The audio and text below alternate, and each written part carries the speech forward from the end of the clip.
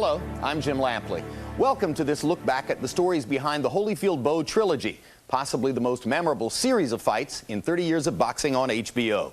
When Mike Tyson was convicted of rape and sent off to prison in early 1992, Evander Holyfield was left to search for other ways of proving that he was, as he said, the real deal. He chose to fight the best young American heavyweight, Olympic silver medalist Riddick Bowe. What followed was the greatest heavyweight trilogy since Muhammad Ali and Joe Frazier. As heavyweight champion, Evander Holyfield prepared to meet Riddick Bowe in 1992.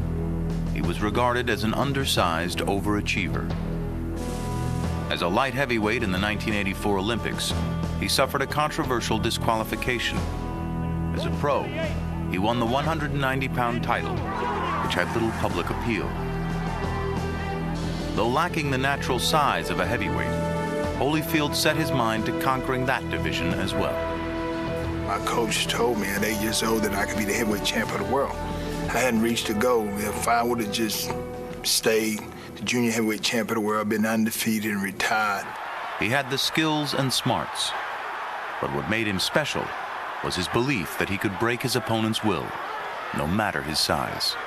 I chose to be insecure about what I thought the people would say. I wanted to prove to the guy, you hurt me, I'm gonna hurt you back. Holyfield always talked about how he would box, and then of course he would get hit, and he would start a brawl, and that was his nature.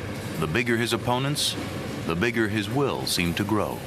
There was a moment in the Holyfield-Foreman fight. Another left hook, and a right. When Evander went after George and landed 18, 19 punches in a row. He just wasn't going to take no for an answer. But his inability to KO former champions Foreman and Larry Holmes seemed to confirm the view he was an outstanding fighter, but not the type of dominant heavyweight fans preferred. People thought of him as a blown-up light heavyweight, a blown-up cruiserweight. There was this thought that he was just holding on to a title that still really belonged to Mike Tyson. Tyson had lost the crown, perhaps the biggest upset in boxing history, to 40-1 underdog Buster Douglas in Tokyo. 8 months later, Holyfield won the championship by knocking out Douglas in the third. Still, respect was elusive. And they said, the only reason why you won that because this guy was overweight. And I knocked him out, but people said, well, Tyson hit him harder than that. After a dynamic powerhouse like Mike Tyson, Evander Holyfield wasn't appreciated for the great fighter he was. It was hard for people to accept that someone can be the heavyweight champ of the world and not be as big a puncher as Tyson. Only a fight with Tyson could convince the skeptics, and one was scheduled for November of 1991. However, delays, caused first by an injury to Tyson's rib and later by his rape conviction, deprived fight fans of the most eagerly anticipated heavyweight fight in years. With Tyson in prison, Holyfield scheduled a giant of a young fighter from Tyson's neighborhood in Brooklyn, the unbeaten Riddick Bowe. There were questions about Bowe's qualifications. The knock on him was that he was lazy. There were rumors all the time. He had to be barred from going to the kitchen during training. It was difficult to get him to get up and do his road work. I was with Riddick when he was an amateur, and we had a lot of fun, but he never showed the drive to be a champion. Louis had brought him in as a sparring partner for Tyrell Biggs. Tyrell was beating the living shit out of him every day, primarily because he was just going through the motions. But no one questioned Bowe's pure talent for fighting. We knew that he had the size, we knew he had the speed, we knew he had the strength and the talent. What we didn't know is whether, when the going got tough, whether he was going to be able to step it up. As he showed against trial horses Pierre Kotzer and Bigfoot Martin, Bowe was not the usual plodding giant. Taking on Holyfield for the title, however, would require a new level of commitment. He was the guy that I boxed when I was an amateur, he was a professional.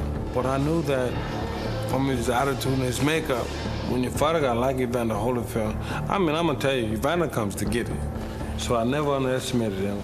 You never saw a more focused, more serious Riddick Bowe. It was perhaps the best training camp that we've ever had. Bowe was ready to fight for the title.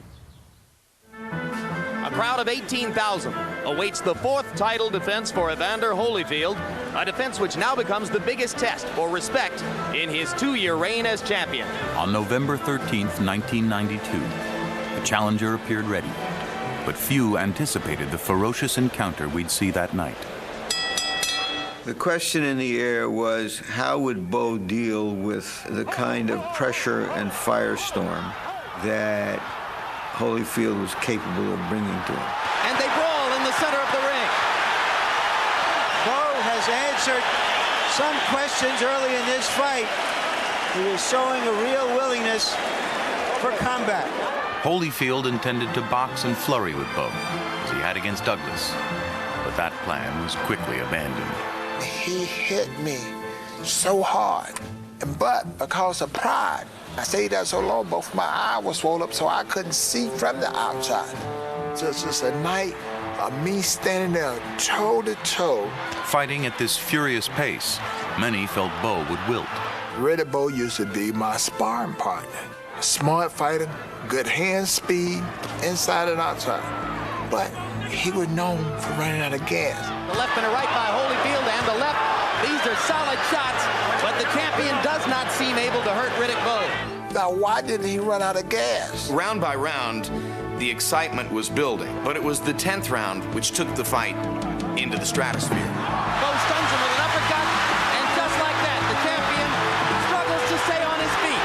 What a heart by Holyfield. He's going to stay on his feet. He's hanging in there. He hit me with an uppercut. Oh, it's just a sharp. Oh, all of a sudden, I know that I'm hit.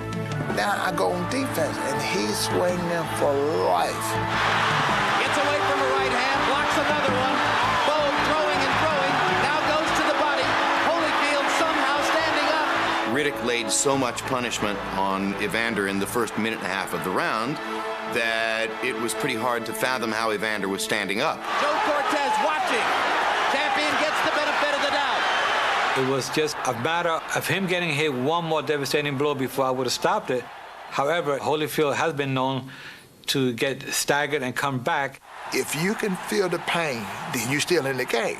It's when you don't feel the pain, you out. This damn pit bull from Georgia would not go down. Evander Holyfield's incredible powers of recovery once again on display. And all of a sudden, the storm got quiet. Uh-oh now. Oh boy, I'm gonna hurt you. All of a sudden, he had Riddick on the run, and for the last 30 seconds of the round, you're wondering how Riddick is going to finish. Look at Holyfield. What a warrior. Reversing the tide of the battle. The champion now has Bowe wobbling. And he lands a right hand. Everybody in the Thomas and Mack Center on their feet. A right hand by Holyfield. And another. Round 10 continues after the bell. When the bell rung, I said, man, I just had 10 more seconds. Now, in the whole fight, now that's the only round that I was wishing that there could have been a little bit more time. I said to myself, this cat here, you all right. I was impressed with him, Pat him on the stomach at the end of the round. I mean, that's a good round, They both survived the storm, but it took more out of Holyfield than Bowe.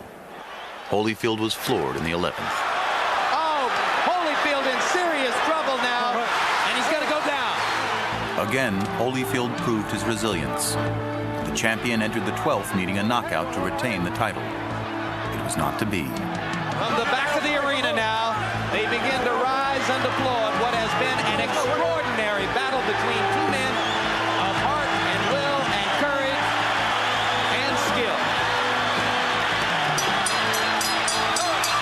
It could have been one of those old fights that went 20, 30 rounds. The bell rang to end the 12th round, and it was like, they were saying 12 rounds isn't enough. We need to go until somebody can't go anymore. And new heavyweight champion of the world, Riddick. And it was devastating to me. Did he win? Oh, yeah. He won. And he won it the right way. He took the fight. Riddick Bowe emphatically answered any doubts about his resolve. His heart had always been questioned. And I felt like, God damn it, question this. Look at this man. Look at this athlete. Look at this competitor. And Holyfield's valor showed that a heavyweight champion could be measured by qualities other than power. There is no doubt whatsoever that the 10th round completely won over all the skeptics for Holyfield. Following the loss, Holyfield briefly considered retirement before winning a decision over journeyman Alex Stewart in June of 1993. Bowe's life, of course, changed overnight. The heavyweight championship is what you make of it, and Bowe's manager, the newcomer Rock Newman, intended to make a lot of it. I remember thinking, Rock Newman has a heavyweight champion. We're going to see some entertaining things. Newman had Bowe toss his WBC championship belt into a trash can, scrapping an understanding that he would fight Lennox Lewis. If anyone has criticism of me because I fought, scratched, and clawed for my client's interest, bring that criticism on. To further promote the personable new champion, Newman took Bowe on an Ali-like world tour. It expanded Bowe's horizons and his waistline. I got a chance to meet the Pope. I was in Somalia, I was in Germany, I was all over the place. By the time you get through traveling all over the world and shaking people's hand and smiling, you don't get a chance to train. Rock Newman is a smart guy who thinks out of the box, and he was going to try to market Bowe as a world figure. He outthought himself. To this day, a defiant Newman disagrees. In spite of the fact that many say that the world tour had something to do with his problems, he came back, he went into training, he fought Jesse Ferguson in May. It is a fight that Eddie Futch says that he thought that Bowe looked better than he had ever looked, ever. Whether or not the world tour adversely affected Bowe, a bigger distraction was a constant battle of the bulge. Bowe was not a partier, was not a drinker, smoker, or drugger.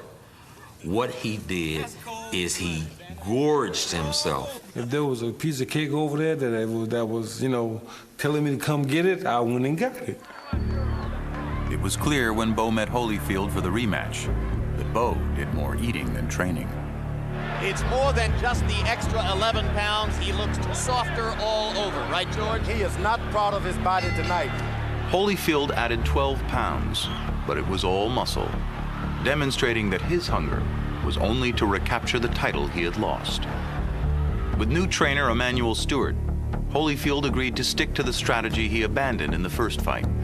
I says, we're going to beat him with rhythm, speed, techniques, moves that would make Riddick Bowe's larger size become a handicap instead of an advantage. The change worked, as Holyfield dictated a more deliberate pace in the early rounds. Holyfield has got the fight in his hand now. He's double jabbing. Everything he does, he moves first and then he retreats good afterwards. By adopting a different strategic tack, Evander had thrown Riddick just enough off balance to make it a different fight. He was standing out of harm's way. It kind of frustrated me with his movement. Bowe throwing one punch at a time. I was counter-punching, then I was able to lead.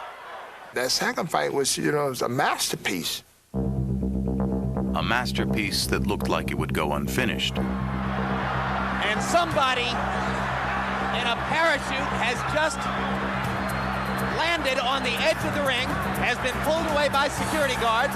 The fight has been brought to a halt. There's a massive melee at ringside. I see this guy come crashing into the room.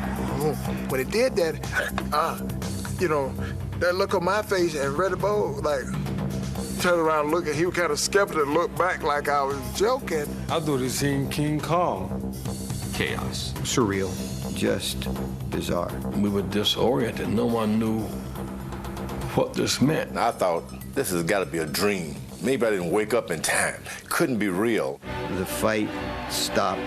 People reaching over and pulling him down and starting to pound him. He got his ass thoroughly smashed. I saw Caesar's Palace security. I saw our security. I saw the Fruit of Islam. Everyone converging on this guy. I was thinking, does he have a weapon? Is he carrying a bomb? And people began to scream and Some people pull out their guns. I grabbed Mrs. Bowe and we hit the floor because we figured if there were going to be shooting, it would be in our direction. My first thought was it was an attempt on either Farrakhan or Jesse Jackson's life. Pandemonium broke out. This is a monumental disaster. Right now, police are filing by me at ringside and grabbing this gentleman who has created a monstrosity of an interruption in the bout. With Fan Man finally removed, the question became, what next? I don't know what we would have done if they would have refused to fight anymore. I knew that Bowe's wife was taken out on a stretcher that night. I have just gotten word that Riddick Bowe's wife has just fainted at ringside. Gentlemen, she's in the early stages of her 4th pregnancy. She fainted with excitement and maybe even fear. We had to take her out. I thought about it for a long time, standing there, if I should go with her, if I should stay here. To the extent that we could have some coherent discussion, it really focused on him feeling a need to get out of the ring and go be with his pregnant wife versus whether or not he should stay there and fight and try to defend his title. I never wanted people to say that Riddick Bowe was a quitter. He could have continued to fight, but he got out the ring or whatever the case may be, so I didn't want to open that door. After a 21-minute delay, the fight resumed in round 7, already in progress. 1 minute, 50 seconds remain in the round. Well, I suppose that if a wasp came into Picasso's studio and stung him on the nose, he'd go and get some ice and go right back to his easel, and that's what the fighters did. Who had benefited from the delay? Bowe saw his wife in distress. Holyfield saw a weary opponent get a rest. If it wasn't been for that man that flew in, you know, for a short night. When the fight resumes, he come out there, he start throwing punches. I was overwhelmed. It takes me damn near to end the fight to get warmed back up, and by this time I'm behind on points. I realized that what I have won is 6 rounds, but you know what? The fight is over after 12. Left-right combination. Bowe misses with the uppercut. Should have used my jab because he couldn't get away from the jab and he couldn't get around it. But if I had used my jab a little bit better, I'd have won the fight hands down. Riddick still had his moments. Holyfield staying in, becoming a target. Bowe starting to heat up. It was a really close fight. It was doggone near impossible to separate them and try to figure out who had actually won the fight. So close, in fact, that the scoring of the disrupted 7th round played a major role in Holyfield regaining the title. The 3 judges, one scored it for Bowe, one scored it even, one scored it for Holyfield. If the judge who scored it for Holyfield would have scored that round for Bowe, then Bowe would have kept his title. It would have turned out to be a draw. And so this fan man may have caused a change in boxing history. Holyfield had recaptured the title, but subsequently lost it to Michael Moore. During the course of that bout, major health concerns arose. Rub my shoulder, my left shoulder. Rub his left shoulder. My left shoulder. Evander complained of pain in his shoulder. He developed some shortness of breath, and there appeared to be an obvious problem with his heart. He was transferred back to Emory, and they concurred. They showed a model of his heart and talked about the problems. What we see with his heart, though, is the elasticity is not quite normal, that it doesn't expand as easily as we would expect the heart to do. Not satisfied with these conclusions, Holyfield visited a faith healer and pronounced himself fit to fight. The Nevada State Athletic Commission, however, needed medical evidence. I'm a medical guy. I can only look at black and white and a database. So we sent Evander to the Mayo Clinic for the most intensive medical evaluation any athlete in history has been through. The doctor there was able to let me know that, you know, you weren't born with a heart condition. And what has happened is that they overhydrated you and they gave you too much morphine, which caused my heart to blow up. So in time that the heart went back down and it's all right. He said, you're all right to fight. Satisfied with the results of the Mayo Clinic evaluation, the Nevada State Athletic Commission granted Holyfield a license, which meant a rubber match with Bowe. No title would be at stake, but it was still the biggest heavyweight fight that could be made. It was perhaps the most brutal of the 3 fights. Hard right hand by Bowe. Holyfield comes back with a left. They both absorbed a tremendous amount of punishment. A persistent theme in the trilogy, punching after the bell.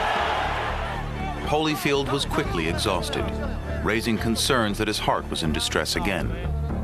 This is a very dangerous fight as far as I'm concerned for Evander Holyfield.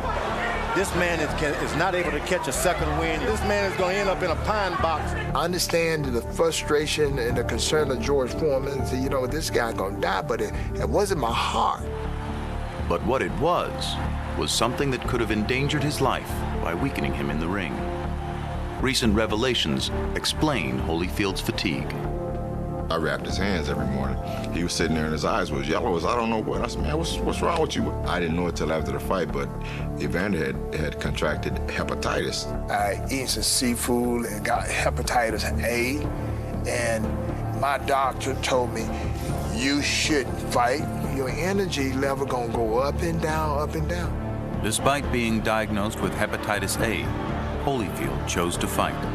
By round 5, he appeared to be finished. Holyfield taking a couple of heavy shots. Holyfield is really hurting. He just became 33, going on 53. It looked like he was all through as a fighter, like he had spent so much to prove what he had proven. I recall thinking the end is near for Holyfield. And then, early in the 6th round, Evander threw a left hook to the body, threw a left hook to my shoulder. Ain't no big deal. Boom! Everything went blank. As promised by his doctor, though, Holyfield's energy surge wouldn't last. And now Holyfield seems to have run out of gas. He was hurt, and I didn't do that because I didn't have the energy to finish. He let Bowe off the hook. Had Holyfield been able to hurt Bowe a little bit more in that round, I would have had no choice but to stop the contest. I was disappointed in myself. I had the courage to get in that ring that way, but when it came to the final test, to just throw in a few punches and not worry about how I felt, I didn't do it. Holyfield had one more energy surge in the 8th round. He was capable of those 20 seconds of throwback to what you had seen before. Hard right hand inside by Holyfield, and now down goes Evander. And then just as suddenly gone again. Third knockdown of Holyfield's career. Here comes the 4th, and that's it. That's it. There was this shell of Holyfield there in the ring where Evander's flaming spirit had once been. With that, the trilogy came to a close with Bowe having won 2 of the 3 bouts. The boxing world was witnessing the beginning of an end, a surprise end. I always figured Holyfield would be the guy who'd come out for the worse. Turns out that the guy who was really hurt in this trilogy was Bowe, physically and psychologically. Indeed, Bowe's career had peaked against Evander Holyfield. He fought just twice more, taking bad beatings and disqualification wins against Andrew Golota. Riddick Bowe allowed his worst instincts to take over, and his worst instincts were laziness, gluttony. If he was driven by anything, he was driven by hunger to eat, but certainly not by hunger to be great. By contrast, Holyfield's legend kept rolling along. we thought after the 3rd fight that this would be the end of Holyfield's run as a great fighter. But of course, it worked the other way. Holyfield regrouped to have more great fights, as he did most famously against Mike Tyson. While the Tyson fights helped define Holyfield's high standing in history, the epic Bowe fights defined him in victory and defeat as the noblest of warriors. You saw the best of Evander Holyfield, and you saw the best of Riddick Bowe. And these 2 guys were made for each other.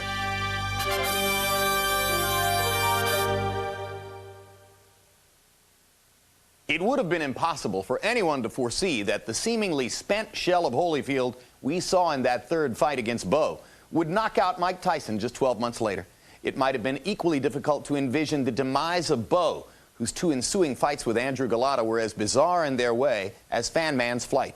As for the man on the paraglider, James Miller was found dead on a trail in Alaska at age 39 in March 2003. Thanks for watching The Tale of Holyfield Bowe.